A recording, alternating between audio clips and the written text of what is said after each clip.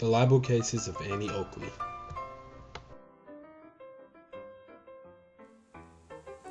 Phoebe Ann Moses, called Annie, first picked up a gun in 1875 at age 15, not to become a superstar, but to save her family from destitution. She taught herself to shoot and took to the woods of Greenville, Ohio to hunt quail, which she could sell to support her struggling family.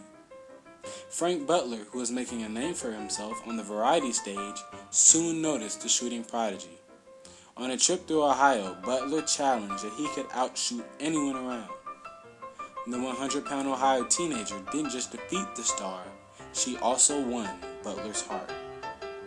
They married and went on tour as Butler and Oakley, the stage name that Annie adopted. As Annie Oakley, she dazzled crowds around the world, first on the variety circuit, then with the circus, and eventually with Buffalo Bill's Wild West show. Oakley amazed audiences by splitting playing cards in two, hitting countless moving targets, even once shooting a cigarette out of Prince Wilhelm of Prussia's mouth at 30 paces. She could shoot with her left hand, her right hand, upside down and sideways. In 1885, Oakley entertained crowds in 40 cities across America. By 1895, that number grew to more than 130 cities around the world. She was a star at the Paris Exposition in 1889 and shown again in 1893 when Buffalo Bill set up shop just outside of Chicago's Columbian Exposition. The girl from Ohio had become a living symbol of the Wild West, a place that was fast disappearing.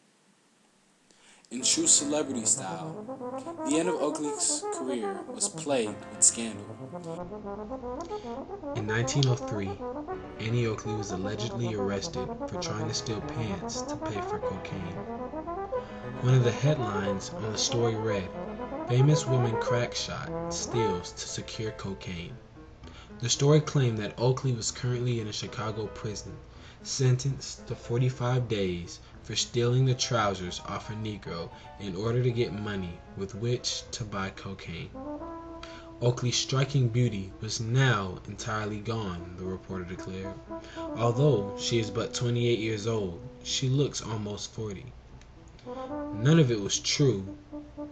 The 43-year-old was spending August on the New Jersey seashore. Nor had she ever stolen trousers or used cocaine. But newspapers from coast to coast soon picked up on the story. Oakley was devastated.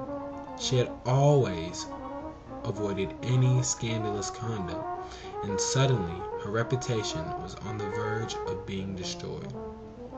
"The terrible piece nearly killed me," Oakley declared. "The only thing that kept me alive was the desire to purge my character." Associated Press sends it across the country, all these papers pick it up, and Annie is just devastated. It's like everything she's worked for her whole life to keep this respectable reputation is shattered. Oakley began demanding retractions. "Woman posing as Annie Oakley in Chicago is a fraud," she informed the various newspapers and press. "Contradict me at once," she said. The fraud was actually a burlesque performer named Maud Fontanella, who appeared on stage under the name Annie Oakley, spelled Anyoakley. When the press discovered their error, newspapers far and wide retracted the story and apologized. But Oakley was not mollified. Oakley began to file libel suits, 55 in all, and at that point representing the largest such action in American history. For the next several years, Oakley traveled the country, testifying in case after case. She sued newspapers from St. Louis to Scranton, Chicago to Charleston, Savannah to Tallahassee. From the first trial in 1904 until the last appeal was concluded in 1910, Oakley was a professional plaintiff. Her shooting, her pending acting career, and everything else gave way in the quest to restore her reputation. Annie Oakley's time, the threat of the taint of scandal on somebody who was an American hero and who made their fortune by being an American hero, that could cost them their livelihood, it could cost them their security. And I think Annie Oakley knew at the time that this newspaper report came out, just dragging her into the gutter, that this was something that could absolutely ruin her. And she was personally insulted by it, but I think more she knew as a businesswoman and a very savvy businesswoman what the costs of that kind of scandal could be, and she was willing to risk anything to make sure that that didn't happen. She just goes after these newspapers relentlessly, suing them one after the other. You know, I've got to clear my name. It's not about money. She actually, you know, Annie, who cares so much about money, is spending money to hire fancy lawyers and to prosecute this injustice that's been done to her.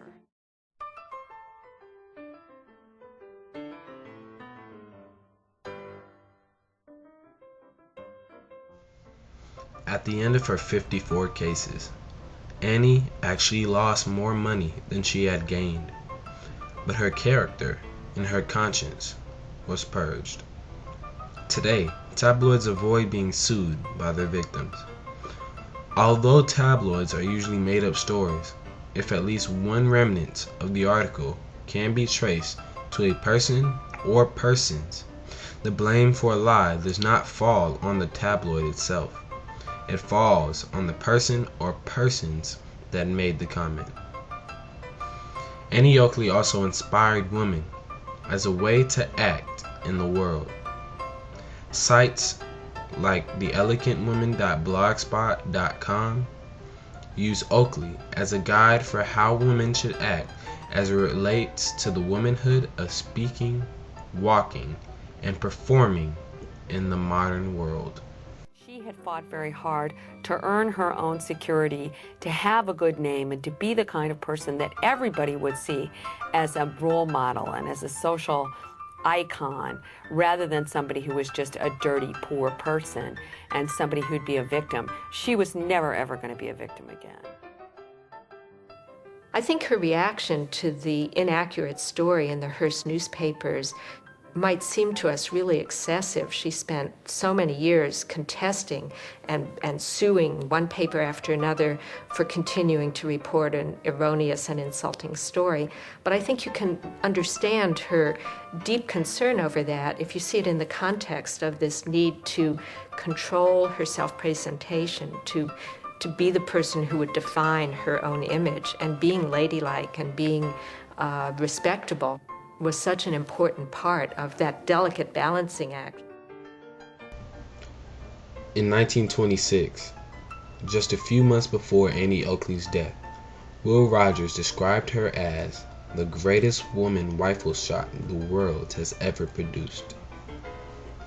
As the star attraction of Buffalo Bill's Wild West show, she thrilled audiences around the world with her daring shooting feats.